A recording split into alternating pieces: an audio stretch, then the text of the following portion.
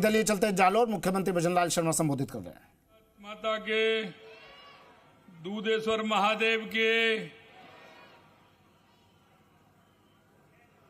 आज के इस दूधेश्वर महादेव मंदिर मूर्ति प्राण प्रतिष्ठा के कार्यक्रम में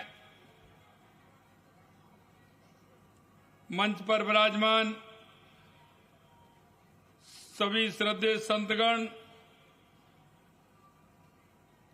महाराज भाड़ूमठ श्री श्री 1008 शिवगिरी जी महाराज, महाराज बाली श्री श्री 108 श्री हरिप्रसाद जी, महाराज बड़गांव रानीवाड़ा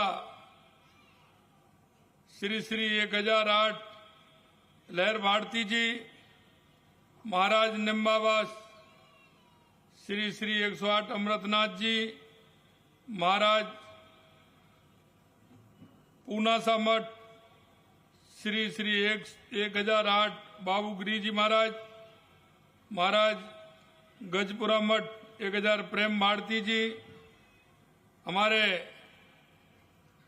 संघ के वरिष्ठ प्रचारक सम्मानीय विजय कुमार जी, हमारे लोकप्रिय सांसद सम्मानीय लुम्बाराम जी, आपके अपने विधायक श्री समरजीत सिंह जी, पूर्व विधायक रानीवाड़ा श्री नारायण सिंह जी देवल साहब, जिला प्रमुख जालोर राजेश राणा जी, जिला अध्यक्ष भाजपा जालोर दशराज पुरोहित जी, प्रदेश भाजपा के मंत्री श्री अजीत माड़न जी, जिला संगठन प्रभारी जालोर महेंद्र बोहरा जी, प्रदेश के मंत्री श्यामलाराम जी, समाज सेवी श्री दीप सिंह धनानी जी, पूर्व जिला अध्यक्ष श्री सरवण सिंह जी राव साहब और मेरे सामने बैठे मेरे पूजा योग बुजुर्गों, नौजवान दोस्तों और इतनी बड़ी संख्या में मेरी माता बहनों, सबसे पहले तो मैं आप सभी का अभिनंदन करता हूं, वंदन करता हूं, आप सभी को मैं नमन करता हूं।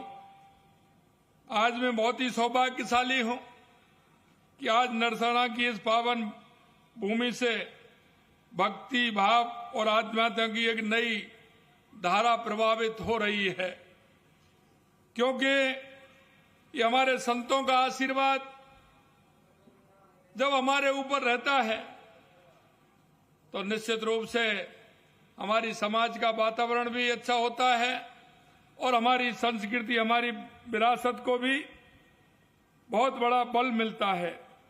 आज मैं नरसना के जनमानस की प्रबल भावना की बदौलत आज एक और आस्था के धाम बनकर तैयार हो गया है।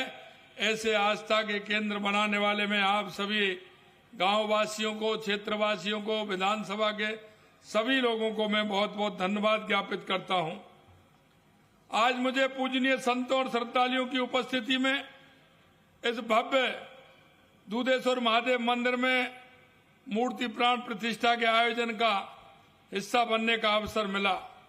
ये मेरे लिए बड़े सौभाग्य की बात है कि मैं आपके यहाँ इस कार्यक्रम में आया और एक साथ आप सभी के दर्शन का लाभ मुझे मिला है। निश्चित रूप से मैं अपने आप को धन्य मानता हूं। मुझे विश्वास है कि यह महादेव की कृपा बरसेगी और दूधेश्वर महादेव मंदिर एक महत्वपूर्ण आस्था स्थल के रूप में उभर कर सामने आएगा। मैं इसके लिए नरसना वासियों के साथ जालोर और प्रदेश भर के समस्त श्रद्धालुओं को हार्दिक शुभकामनाएं भी देता हूं। साथियों, प्राचीन काल से ही हमारी भारतीय संस्कृति में हमारे आस्था के केंद्रों की बहुत बड़ी भूमिका रही है। यह मंदिर धार्मिक आस्था के प्रतीक होने के साथ साथ हमारी सामाजिक सांस्कृतिक चेतना के प्रमुख केंद्र भी हैं। इन देवालयों में भारतीय वास्तुकला की उत्कृष्टता के भी दर्शन होते हैं। मंदिरों में हमारी परंपराओं, हमारी संस्कृति और हमारे मूल्यों के संरक्षण का काम किया है। सार के रूप में कहूं तो मंदिर भारतीय सनातन संस्कृति की आत्मा है, आत्मा, क्योंकि हम इनके माध्यम से हमारे अंदर जो ऊर्जा हमें मिलती है, निश्चित रूप से वो ऊर्जा हमारे मन को भी संतुष्ट करती है और आने वाली पीढ़ी को एक आस्था के रूप में, एक सांस्कृतिक विरासत के रूप में एक रास्ता भी दिखाती है। मंदिरों ने हमारी परंपरा, हमारी संस्कृति, हमारे मूल्यों के संरक्षण का काम किया है। आध्यात्मिक क्षेत्र में भारत की जो उपलब्धियां रही हैं, जो पहचान है, उससे हमारे मंदिरों का अहम योगदान है। क्योंकि हमारी जो संस्कृति है, हजारों सालों की जो हमारी विरासत है, हमारे देश के यशस्वी प्रधानमंत्री नरेंद्र मोदी जी कहते हैं विकास भी और विरासत भी। और हमारी विरासत को सजाए हुए हम आगे बढ़ते हैं तो निश्चित रूप से हमारी विरासत पर हमें गौरव होता है। इसलिए मैं आपको धन्यवाद देना चाहता हूं कि आप सभी विरासत को बढ़ाने का काम कर रहे हैं। भगवान शिव अनादि अनंत अविनाशी हैं। लोक हित में आपने देखा भगवान भोलेनाथ का विषपान करके नीलकंठ कहलाने वाले भगवान शंकर भक्तों पर कृपा करते हैं और इसलिए उनको भोले भंडारी कहते हैं। थोड़ी सी अगर भावना आपने दी तो भोले भंडारी है, वो निश्चित रूप से भक्तों पर पूरी कृपा करते हैं। भगवान शिव ऐसे देवता हैं जो अपने भक्तों की पूजा आराधना से जल्द प्रसन्न हो जाते हैं, इसलिए उन्हें आशुतोष भी कहा जाता है। महादेव की पूजा से सभी देवी देवताओं को पूजा का फल मिलता है। जिस पर शिव की कृपा हो जाती है उसे कोई बाधा नहीं सताती। भक्तों के लिए शिव का दरबार हमेशा खुला रहता है और वो देवों के देव महादेव हैं। इसलिए मैं आपको आने वाले शिवरात्रि के त्योहार की भी मैं आपको बहुत सारी शुभकामनाएं देता हूं।